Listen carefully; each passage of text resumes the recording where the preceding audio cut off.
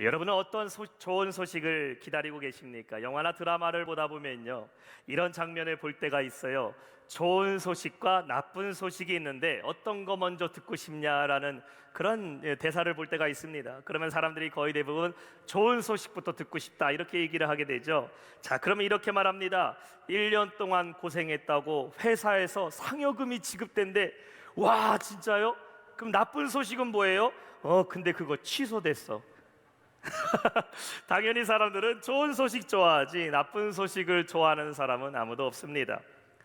작게는 우리가 인터넷 쇼핑을 한 다음에 우리나라 참 잘 돼 있죠. 쇼핑했던 물건 택배로 이제 곧 도착한다는 거 아침부터 이렇게 문자가 옵니다. 그러면은 내가 정말 갖고 싶은 거 사고 싶은 물건이 오늘 도착한다라는 그 작은 문자 하나에 사람들은 기뻐합니다.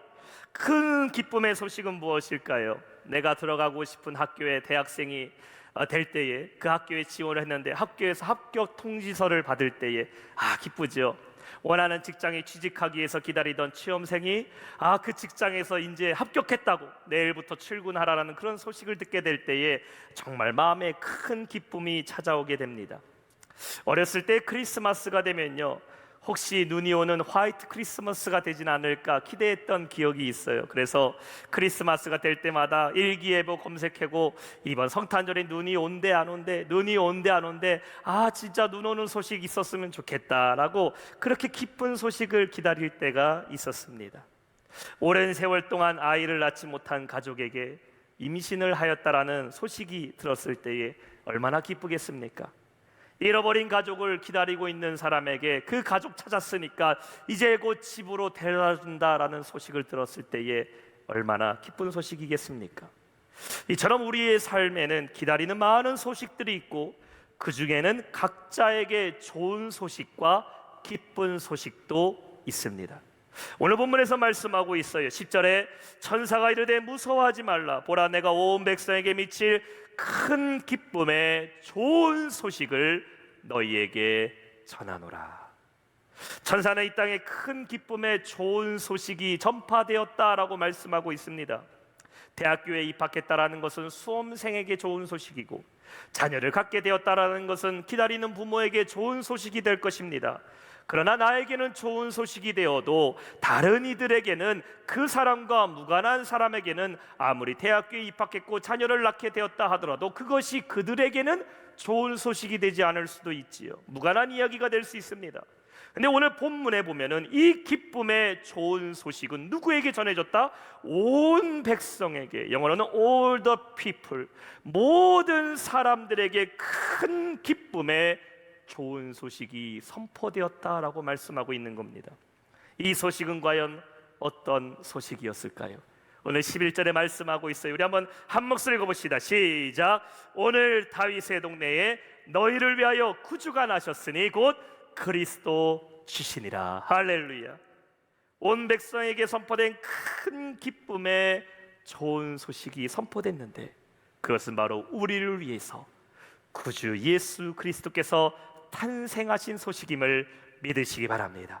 성탄절은 바로 그리스도께서 탄생하신 그 복된 소식이 전파된 날이라는 것이죠.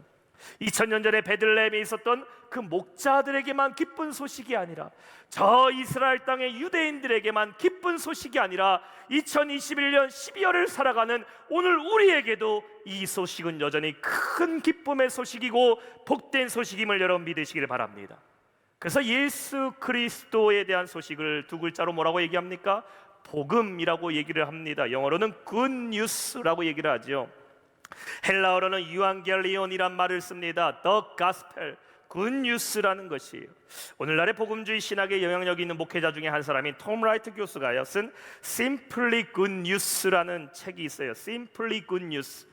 한국말로 번역된 책은 이것이 복음이다라는 책입니다. 이 영어 제목이 훨씬 더 클리어합니다. Simply Good News. 다시 말해서 단순한 좋은 소식이라는 제목의 책을 쓰게 돼요. 이 책에서 말하고 있습니다. 복음, 굿뉴스라는 것을 우리가 받아들이고 전할 때에 우리는 한마디로 좋은 소식 그 자체로 받아들여야 된다라고 얘기를 합니다. 책에서는 이렇게 말하고 있어요. 예수님의 복음이 언제나 좋은 소식이 되면 그분의 얼굴을 찾는 자들에게 그분의 마음을 가까이 하시고 새로운 삶을 살아가도록 주의 능력으로 살도록 우리를 부르셨기 때문에 감사의 노래를 들리는 좋은 소식이다라고 말을 합니다. 복음이라는 것이 좋은 소식인데 이 좋은 소식이 어려운 소식이 되면 안 된다라는 것이에요. 복음을 들었더니 이해하기 힘들어요. 복음을 들었더니 난해합니다. 접근하기 어려운 소식이 아니라 복음이라는 것은 바로 이 땅에 예수 그리스도가 오셨고 그분이 우리를 위해서 십자가에 달려 돌아가시고 부활하심으로 말미암아 우리가 구원을 얻었다. 이것만으로도 우리에게는 복음이 기쁜 소식이 됨을 믿으시기 바랍니다. 한번 생각해 보세요. 대학교에 입학한 학생이 합격증을 받게 되는데 합격 통지서를 받게 되는데 거기에 이런저런 말들이 써 있어요. 네가 원래 성적이 이거였는데 원래는 들어가지 못하는 건데 학교에서 너에게 양해를 해줘서 들어가게 됐다. 면접관 중에 어떤 면접관이 너에게 점수를 더 많이 줬기 때문에 네가 합격하게 됐다. 네가 시험을 봤는데 이 부분이 너무 부족한데 그래도 학교에서 합격했다. 이런 말들 다 필요 없습니다. 합격했습니다. 이제 당신은 이 학교에 들어가게 됐습니다.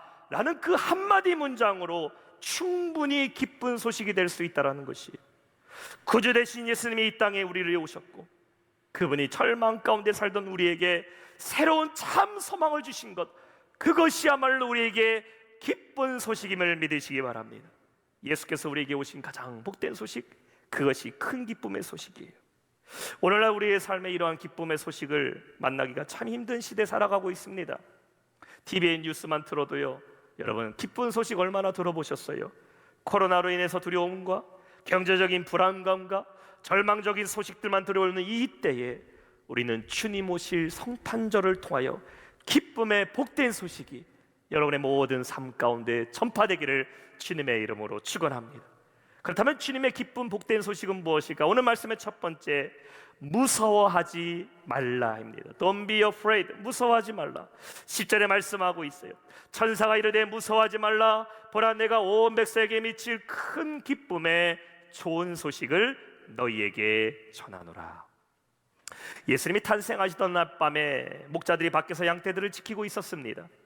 여러분, 밤이라는 시간은 어떤 시간입니까? 밤은 어둠의 시간입니다. 두려움의 시간이지요. 한밤중에 목자들이 어디 있어야 됩니까? 집 안에 있어야 되는 것 아닙니까? 근데 그들은 양떼들과 같이 왜 바깥에 있었을까요? 그것은 바로 자신들의 양떼를 공격해 오는 일이나 늑대를 내쫓기 위해서, 그리고 내 양들을 지키기 위해서 목자들은 한밤중에도 편히 자지 못하고 양떼들과 같이 있었다라는 것입니다. 잠 못 자고 내 양들을 지켜보고 있어요.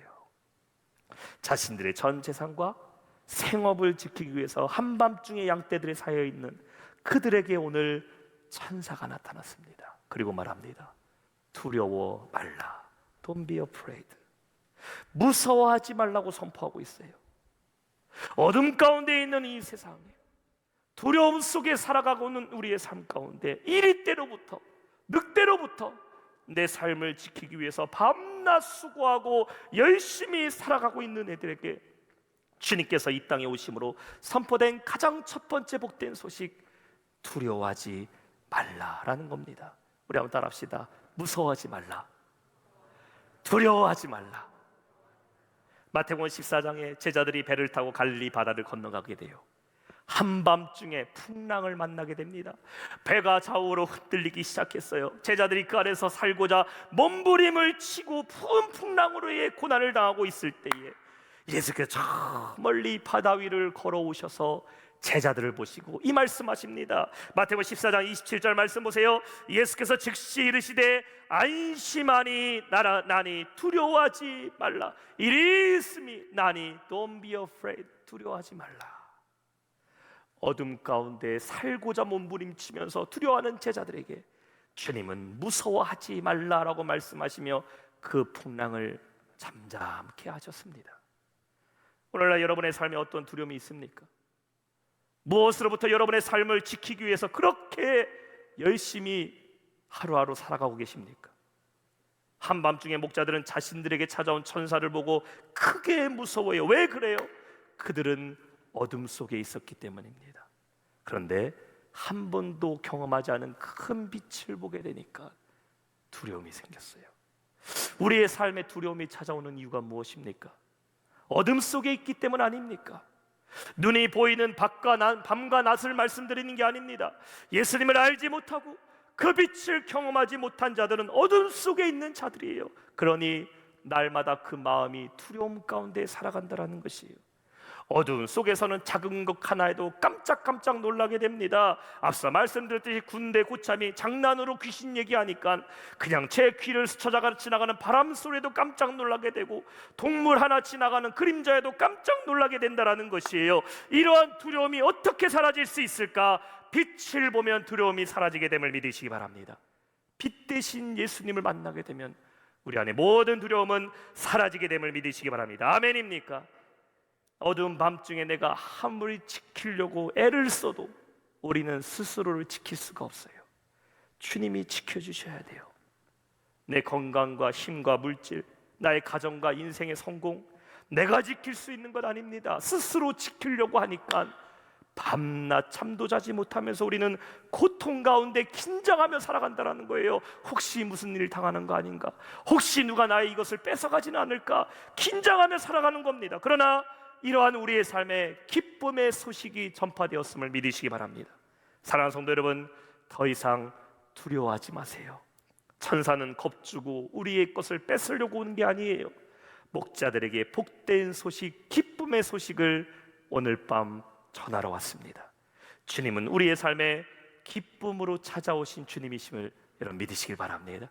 이사야서 41장 10절을 말씀하고 있어요. 두려워하지 말라, 내가 너와 함께함이라. 놀라지 말라, 나는 네 하나님이 됨이라. 내가 너를 굳세게 하리라. 참으로 너를 도와주리라. 참으로 나의 의로운 오른손으로 너를 붙들리라. 아멘.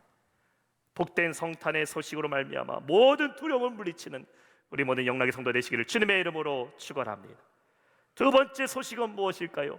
너희를 위하여 구주가 나셨다입니다. The Savior has been born to you. 너희를 위하여 구주가 나셨다. 우리 한번 11절 말씀 한 목소리로 한번 읽어볼까요? 11절 시작.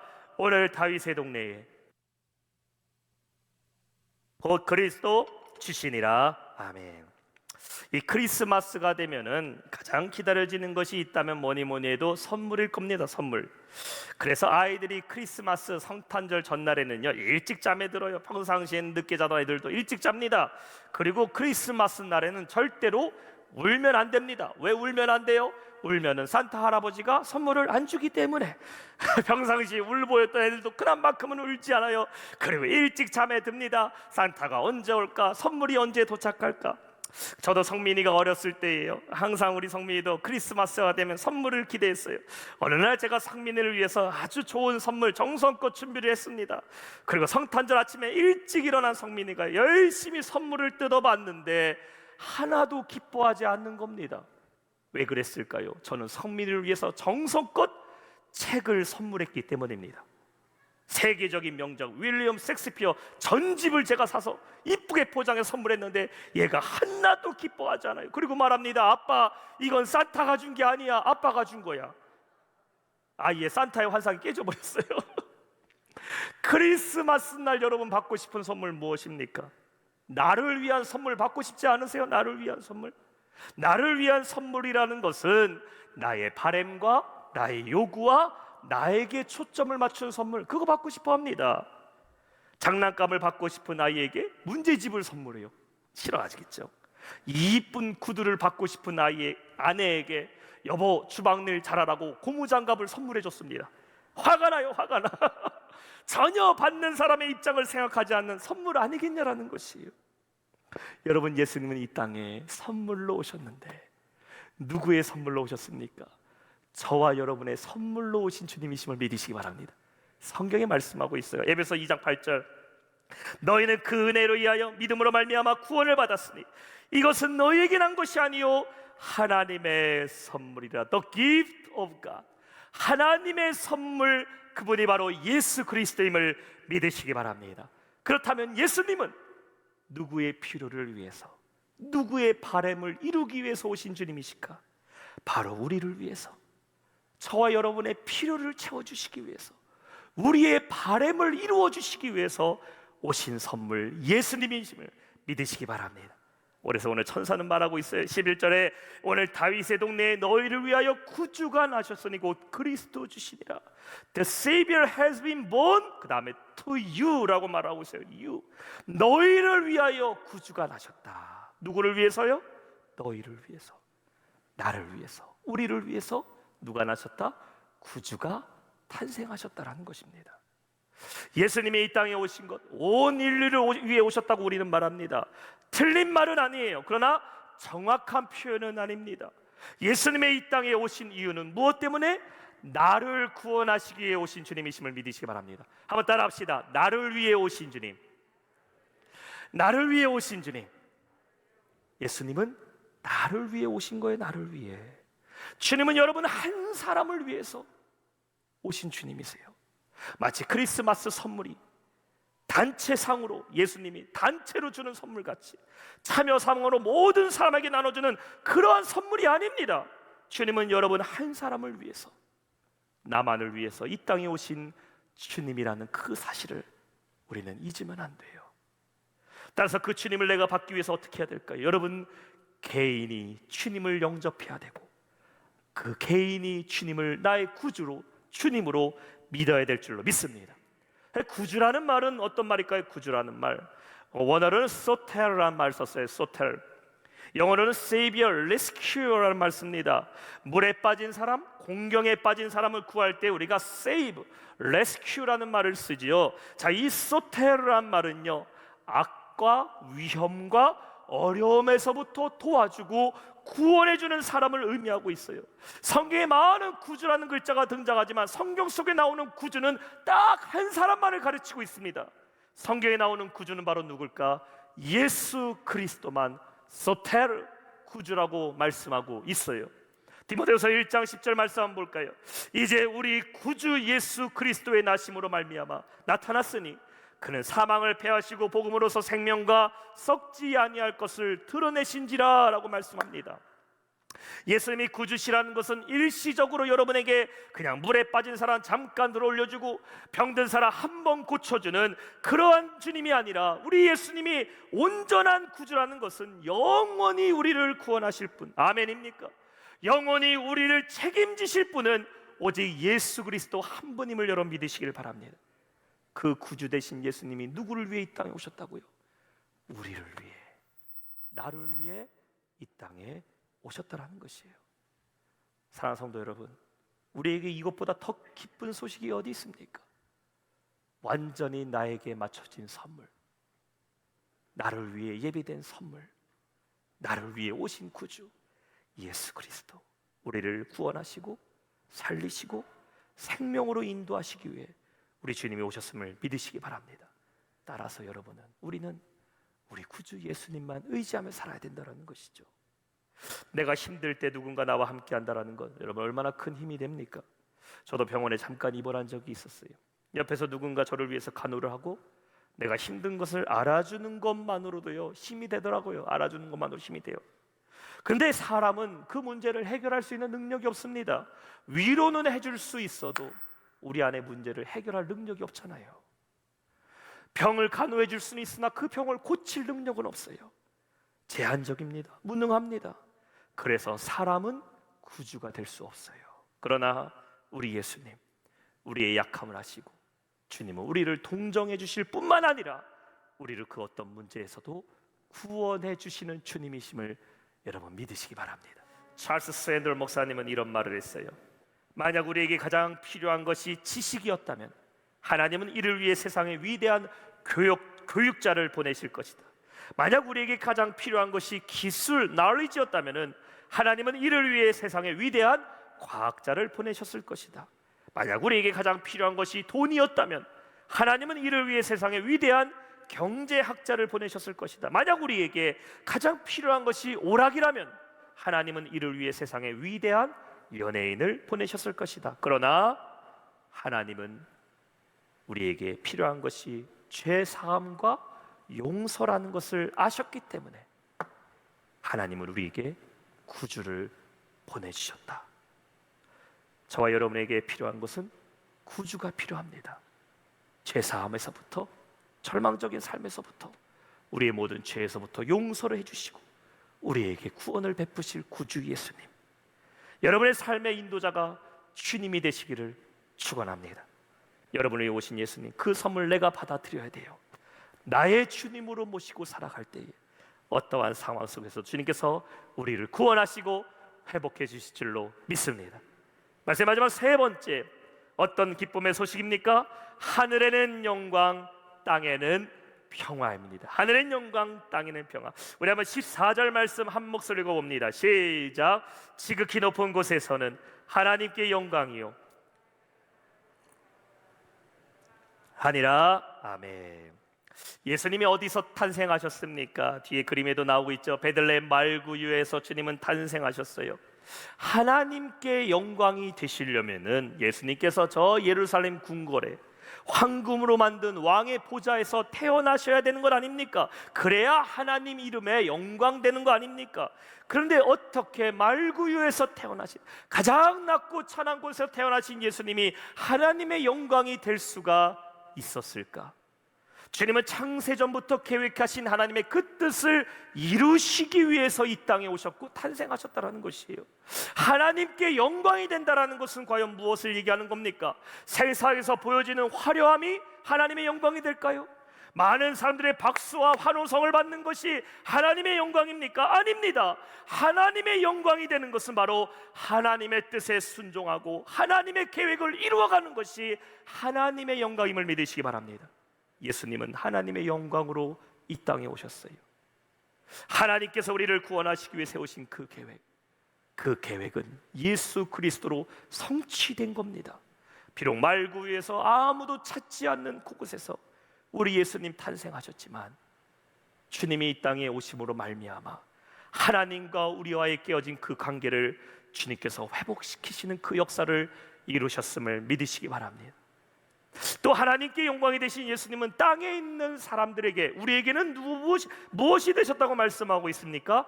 평화로다라고 말씀하고 있어요. 원어로는 peace, 원어로는 에이레네라는 말을 씁니다. 평화로다. 한번 따라합시다. peace, 에이레네, 평화로다. 평화요, 평화.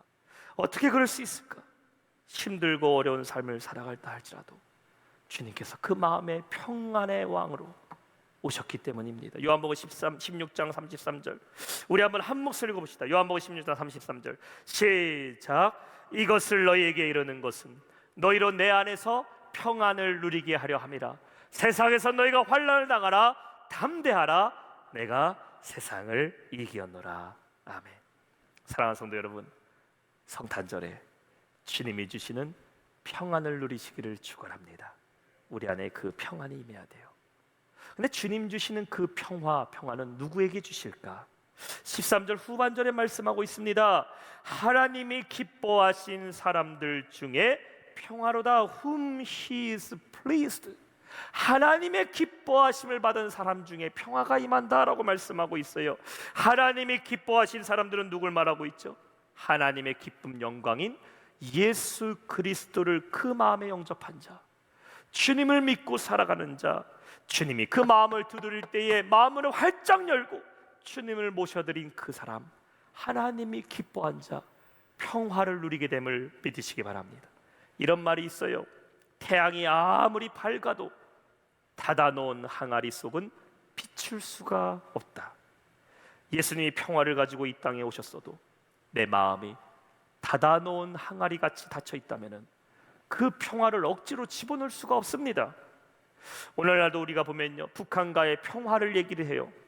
평화를 이루자고 말합니다. 그런데 사실 평화라는 것은 어떻게 이루어집니까? 일방적으로 한 사람이 평화를 말한다고 평화가 이루어져요? 아니지요. 함께 마음을 열 때에 뭐가 임해요? 평화가 이루어지는 것이지, 한쪽에서만 평화를 얘기한다고 이루어지는 것이 아닌 겁니다.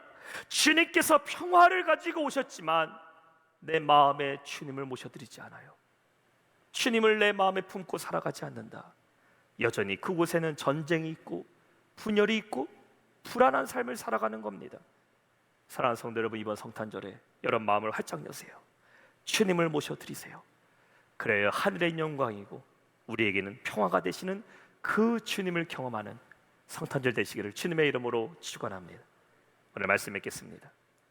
오늘 성탄절 우리에게는 큰 기쁨의 좋은 소식이 선포되었습니다. 그 소식은 바로 예수님이 우리의 구주로 오셨다라는 것이에요.